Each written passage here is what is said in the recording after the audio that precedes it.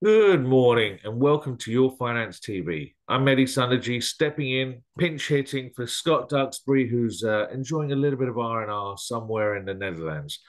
We're here with Brendan McCarty from Column E Advisors. Brendan, welcome. Thanks for having me on your show this week. It's always your show. Even though you're not here, it's your show. Ducks' show, even though he's somewhere in where in the world is Duxbury? I think he's enjoying himself in Charleston right now, having some shrimp and grits and she crab soup. That's one of my favorites. Well, I hope he's enjoying it right now.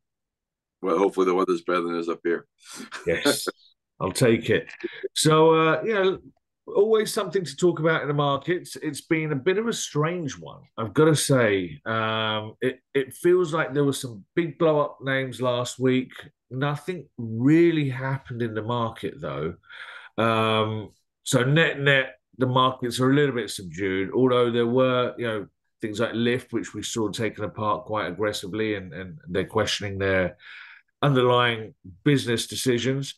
Um, and the news seems to be much more focused on flying objects and conspiracy theories. So, let's throw those to the side because there's very little relevance to the actual markets, it seems.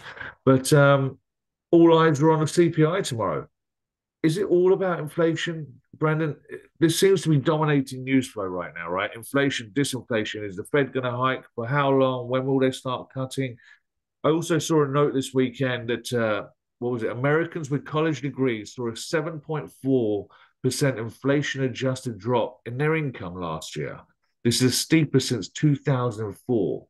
So that pretty much wipes out any of these pandemic era gains that we did see or people saw. Um, Brennan, what are we doing? Is it all inflation? Is this all we care about at this point? So it's funny. I had a different answer for this, but I just realized that yesterday, so my wife's birthday was this weekend, Oh, and happy you birthday, Mrs. need, McCarty. you need ice cream to go with the cake, right? So we went to the grocery store, and I don't know if you've ever looked at ice cream prices, but usually it's like, let's say $3 a gallon, $4 a gallon. The good stuff's like four. The hood is like 250 a three. Paid 560 per gallon yesterday, or 2 days ago, and I was completely blown away. And I'm like, oh my god, this has to be some sort of inflation peak when ice cream is skyrocketing. Like we had a surge in egg prices. Maybe that's why ice cream is so expensive now. But I was just blown away. I'm like, because we've been all going we've been trying to go and force diets around here, so less ice cream the better, right? But what got me was like, oh my god, like the we talk, like Dux and I talk about grocery stores and how they go just in time versus contracting out in prices, and those who are just in time respond are better reads on the current inflation picture, whereas those who contract out are sort of yesterday's news. So yesterday's news in the CPI was a couple months ago, and it was really high, right? I think we hit a peak around November, if I'm not mistaken, or October. And the grocery store I went to yesterday contracts out prices 2 or 3 months in advance.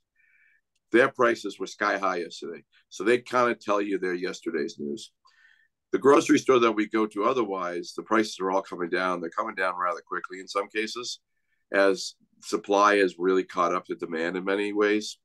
Um, I think CPI is sort of moving into yesterday's news, which we were just talking about how the markets have sort of ignored really any, like, we had all their big tech earnings 2 weeks ago, right? Is that 2 weeks ago, Yeah. 3 weeks ago? And we had like Amazon, and they all moved like 8 or 9%, but they weren't like Meta moved up 26%. Like that was a huge move. Like the three L's did well that week, but it was just, they weren't big moves, right? It was like blah, they moved and then that was it. So I think the market is moving. They're moving beyond the CPI story.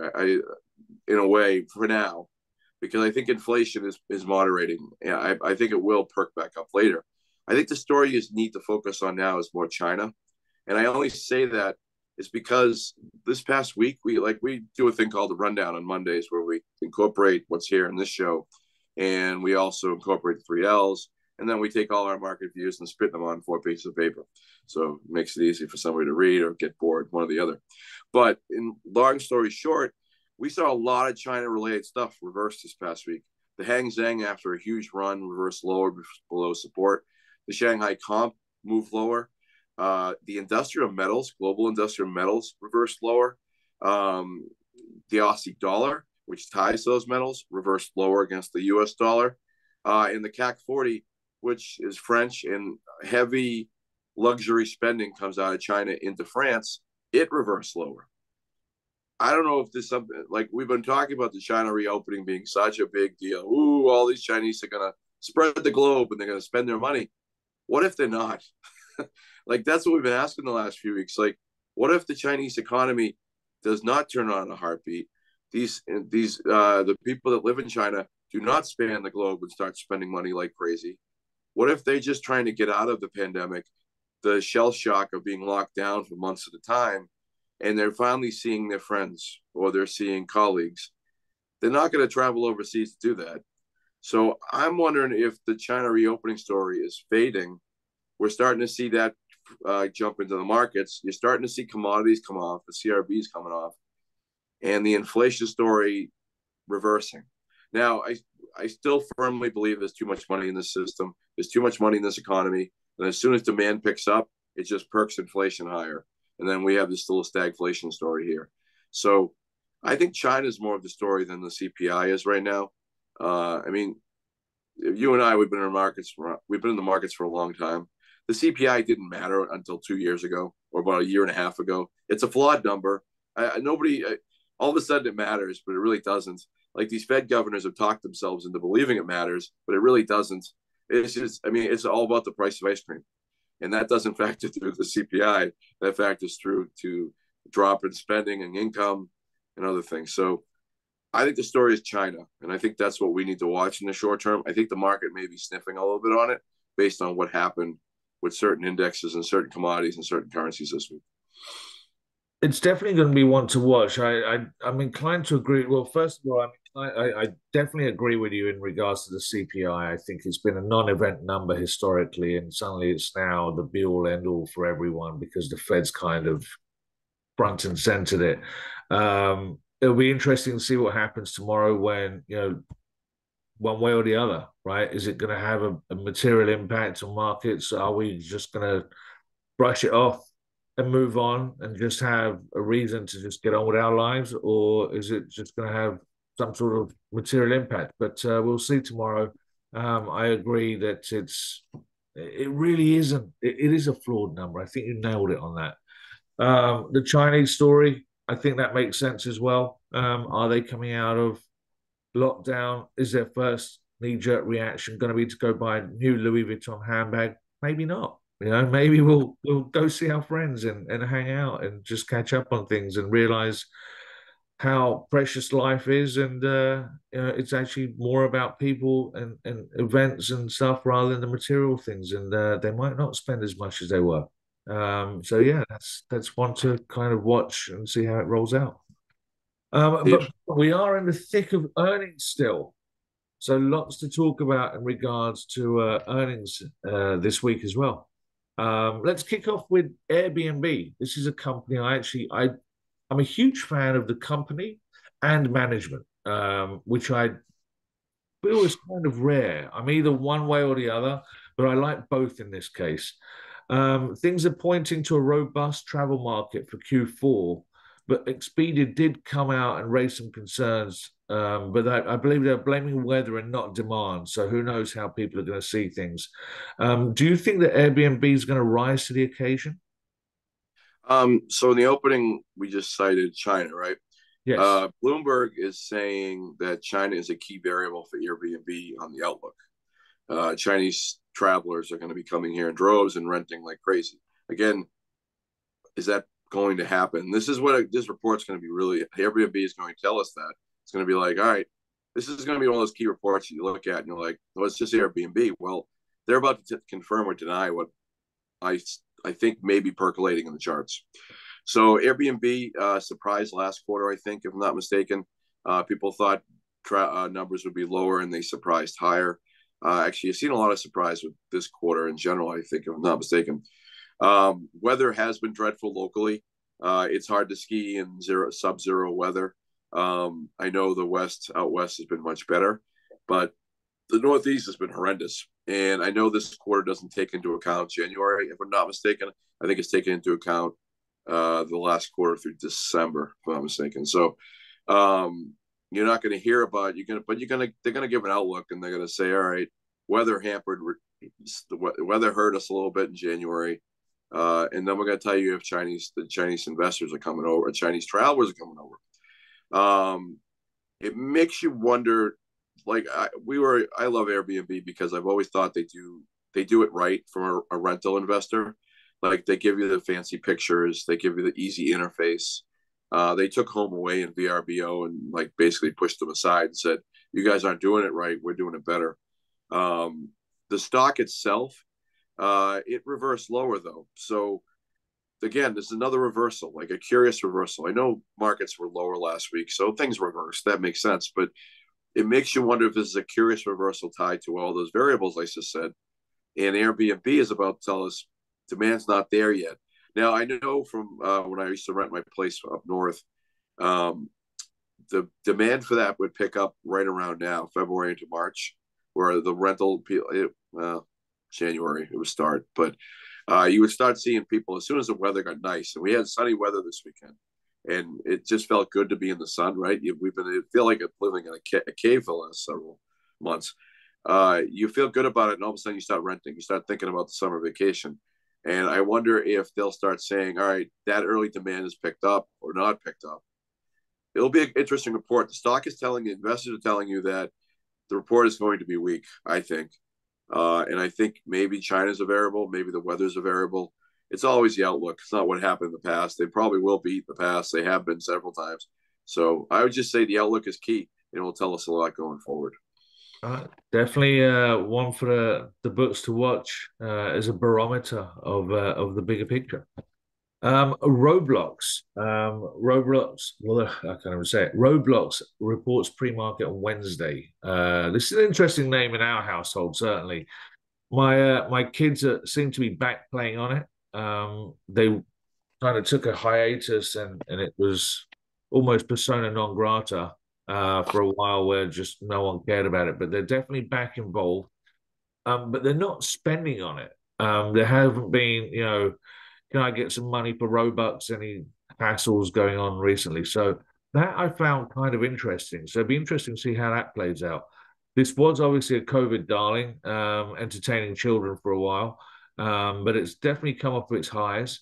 What do you think, Brendan? Do you think there's upside for these guys? So it's interesting you say that. My kids haven't been on Roblox in a while. And I remember they were a really good proxy for Roblox when went public, because they were spending Robux and can I borrow this? Can I borrow that? Last quarter, that group slowed, if I'm not mistaken, but the 17 to 24 age group, or is it above 13? Bloomberg is saying 17 to 24 is the key category. But if I'm not mistaken, above 13 is what really changed the numbers last quarter for these guys. I don't know. I couldn't find it anywhere, but I'm pretty sure that was it. That is the group that spends money, the 17 to 24, because they have a few extra bucks. That's what that's where Roblox is pushing. It's like a tongue twister, Robux to Roblox or Roblox or whatever you want to call it now. Or maybe they do have a roadblock with the sub 13s. But my kids just don't use it anymore. They're out and about more. The sports have picked up, and they're not really on it. But my son is a gamer, and he's not. He has his Xbox, and that's what he uses. That's what Roblox is missing. They don't have an Xbox presence. They don't have a PS presence. And I don't know if you saw the Harry Potter game that come out recently. Is it Harry Potter? Yeah, the new Harry Potter game is public. They were advertising it on the Super Bowl last night, if I'm not mistaken. It's everywhere, and it's a huge game being released. It's on the PS. It's a PlayStation game, but it's licensed to Xbox. So that is showing. I don't know if the advertising of that is a reason to say Roblox is falling down or slowing, but clearly the gaming wars are in full gear. So the cool thing about Roblox is that they have these 3D ads, And one of the key things for engagement with an ad is you want to watch the ad, right? Like the Super Bowl ads are so fascinating because they're funny at times. Some of them are funny. I was coaching hockey last night, so I didn't have time to watch half of them. But yeah, who schedules a hockey game during the Super Bowl, right? But I do. Dedication right there. Anyhow, I'll say this: when you watch ads for engagement, so you'll sit there, like YouTube has gotten really good at putting out ads that you'll sit there and stare at for 6 seconds, and then you get click skip, but you catch the first 6 seconds and you're kind of engaged. Super Bowl does the same thing. Roblox is trying to do that with 3D ads, which I find fascinating. The whole metaverse thing is growing. Well, people are still investing in the metaverse. I mean, how much should Facebook toss down the toilet just to get into that? I mean, they're putting billions into this, like $16 billion. I mean, you imagine that? That's just it's crazy. But Roblox is also fully in there too with 3D ads. Well, if you're going to watch a 3D ad because it's fascinating and it's engaging, that's going to be worth a lot more than a simple ad on television, right? So that might be a key driver of their outlook. Like, all right, we're still seeing ad spending because of 3D ads, or they're going to be a big bust and it was a waste of money and the technology, it blew them up. All I remember, all I'll say this is if there's follow through from the over 13 group into this quarter, I think they'll continue to surprise to the upside. Now the stock itself, it's funny, I didn't even write what the stock is doing. Oh, there it is. Sorry. It's important for Roblox for follow through. So long story short, if the surprise is still there, the stock will continue to run. I think it's sitting on support. I think it can. That bounce, that support argues that investors aren't really throwing it over the side and they're intrigued. So like your kids are playing, I think the key is the 17 to 24 group. If they're spending on it, the gamers are spreading. Let's put it that way. You'll see they're not just on Xbox, but they're moving into like the metaverse, if you will, in Roblox. All right, that's very interesting. We'll keep an eye on that one. One that is close to home, Draftkings. They report on Thursday after the close. You know, after last night's action, I was all in. I was, sitting there on the old DraftKings machine going nuts, and friends were doing the same. So, I kind of I had definitely had my little dabble. The stock price has been less than impressive though. I went through some of the numbers yesterday. They are on track to break even 2024. Is this kind of a leave it situation before we get to like it, love it, leave it scenarios? But is it too early to get involved? So this stock's had a nice year so far. It's taken it became it looked like it suffered from stock loss, gain loss loss sales last year, and they sold it off right into the close of the year. That reeks of advisors like I used to do, just selling this thing. Oh, you have a loss in the stock. Well, let's take the loss and then buy it back in the new year. Well, that's what's happening. I think that's exactly what's happening. It's driving the stock higher.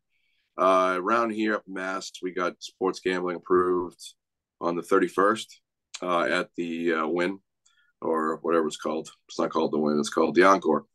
I love how they just make it the Encore, not the Win, because they weren't sure it was going to be successful, so they call it the Encore instead of the Win. And if it's successful, they'll call it the Win, the Encore at the Win. Anyway, side story. They go live. DraftKings app will go live here soon, if I'm not mistaken. I think they were aiming for prior to the NCAA tournament. I'm intrigued as anything about the prop bets. Prop bets were huge among my friends last night. I was just kind of surprised how good, like, we had people talking about prop bets among each other. And I was just like, I hadn't even thought about it. Like, there's prop bets literally for everything. Like Andy Reid calling the first time out. That was like the biggest prop bet in the board. And I was almost intrigued to follow along with it. I don't know who called the first time out last night. Like I said, I was coaching hockey, but I'm intrigued who won that. But prop bets it'll be a great read through on the earnings report. How much did people throw at prop bets? That's where all the money is. I listened to a gambler on Friday on sports radio. He said that it's like a 50-50. What do you say? The book breaks even 3 out of 4 times. And 3 out of 4, 75% of the time against investors, against gamblers. So that one time, like I remember when the Patriots beat the Rams back in 2001, every bookie got destroyed because it wasn't expected. It was a 13-point spread. And that was the one time out of the the 25% where they lose. But for the most part, the book wins 75% of the time. They say on these prop bets, there is so many of them that they even win more. It's like selling. It's like McDonald's finding an extra thing to sell, like French fries. Like they these prop bets are an extra thing that they make extra money on, and they make a lot of money on it. So I wonder how much they say the prop bets did for their bottom line come this later this week. Stock has been red hot. They're getting gambling all over the country, and as soon as gambling spreads across the country and to other states, like New York was last year, Massachusetts is somewhat this year. It is this year. That allows their ad spend to get more effective. So they're not spending market by market by market. They're spending nationally, and it's cheaper that way. You get more your revenue per user, I think they call it, ARPUs, I think, in the social media world. Well, they have their own social media world, except it's real spending. In the ARPUs, their revenue per user is going to get better over time. So I think that's why stock is starting this year on a winning note. I would love to see what the NCAA is like on a Draftkings app. I've never done it. I'm not sure I would do it still. I'm not a gambler. It's not my thing. I'll gamble on earning, and I'll gamble in investments. And I guess it's all investing really is glorified gambling. Let's just be honest. But with the risk controls and risk management and that sort of stuff. But I'll be intrigued. This will be a really interesting report to say, all right, how are they doing? I think they have a lot of momentum. I think the stock is rising, and they better not disappoint. They better come in strong come, what day is it, Thursday? Yeah, Thursday after the earnings. They better have a good earnings report to have momentum continue through. I mean, this could be a stock of the year type candidate if they're able to spread earnings globally. I'm sorry, if they're able to start getting their app usable everywhere. They're in all the key markets where people spend money, like Connecticut for you, and Massachusetts is big money. New York is big money. What's to say all these other states aren't either. So I would just, in New Hampshire is because all the Massachusetts people move up there.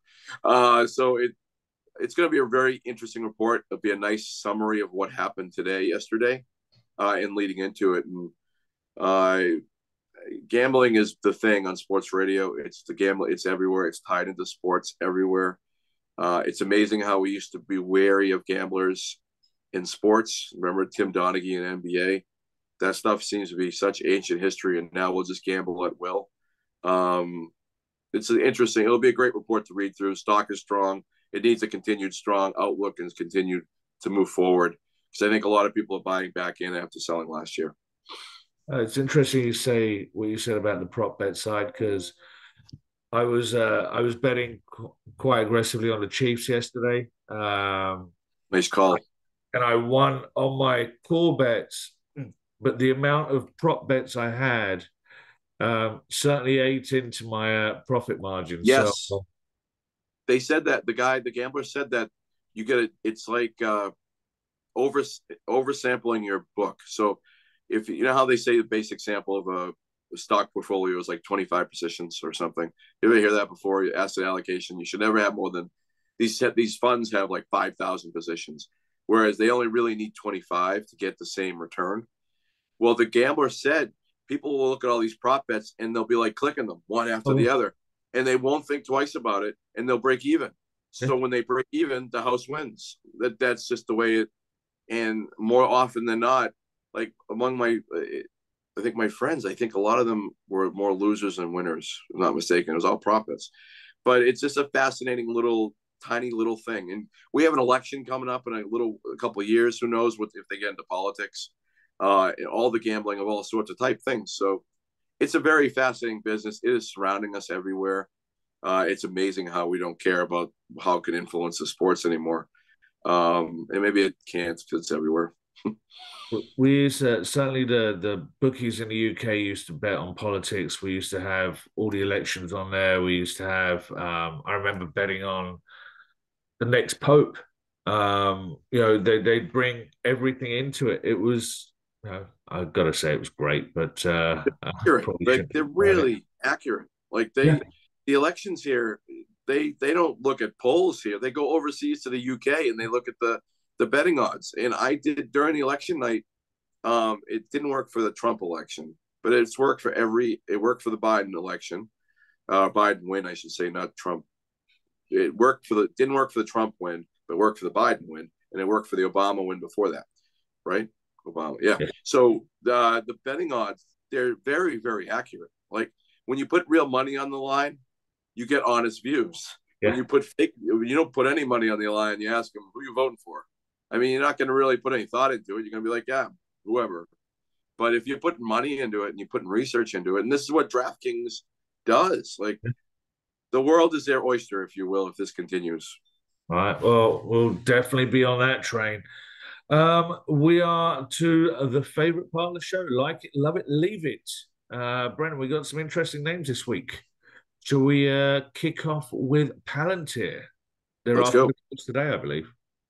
So Palantir, this is a tough one. It always is tough. Every quarter is tough. And it's been down here anyway. And I still don't know what they do. Just kidding. I like it though. It reversed off of 8. It's sitting on support right above 750. Every time they blow earnings, they go lower. I think they've blown earnings every quarter for the last several. So it'd be a real surprise if they bounce here, but we like it. I like it. Marriott, pre-market on Tuesday. So this might be a good read for Airbnb in a way, because we'll see if they're traveling. Marriott, I think, I don't know. I think they own HomeAway, or somebody owns HomeAway. I like it though. Breakout from mid-January is holding, so I like it. Analog Devices. I think they're on Wednesday pre-market. Sorry. No, you're good. So I like it. The chart looks strong. It's good. Yeah, I like it. HubSpot. They're after the close on Thursday. I would leave it. It reversed on the 65-week moving average, which we use as a key barometer. It reversed on. It looks like it might be starting a longer turn, more lower going forward. So I said leave it. Right? Leave it. Leave it. And the bane of my existence, Crocs. They're Thursday pre-market.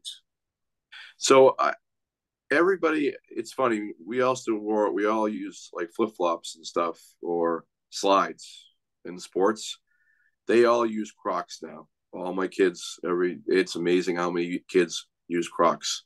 However, I'm going to leave it because the chart, it doesn't look good. It reversed below 115. I wouldn't be surprised if they beat on earnings just based on how many Crocs you see. Every kid's wearing them, and they're even wearing them in sports world. But I think it's moving towards 100 next. Not necessarily. Just because kids are buying them doesn't mean it's profitable. So I think it's moving lower, below 115. So we'll leave it. Leave it. And something to add to my list of things to do, Generac, Wednesday pre-market. So as soon as you buy a Generac, your power will never go out again. That's what my neighbor did 15 years ago, and we haven't lost power since. But I hear that thing firing up. I like it. It's holding support at 114. I wonder if there's some correlation to them and adverse wild weather. I don't know. It needs to get away from the 151. I think it's at 117 right now. It needs to get away from the 114 support in short order and get over 133 if they want to get this thing going. But I like it. Like it.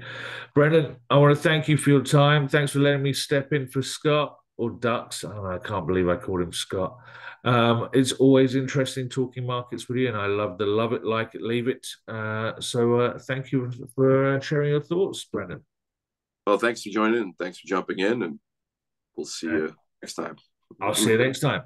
And Ducks will be back next week. And I would urge our viewers, don't forget to subscribe wherever the button is down here. Subscribe to Your Finance TV, and we will see. Yeah, it's everywhere. It's moving. It's moving target.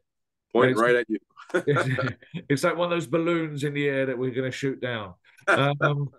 So I want to encourage you to subscribe. Make sure you do, and you'll see more content from Your Finance TV. Until next time, thank you for watching, and good luck investing.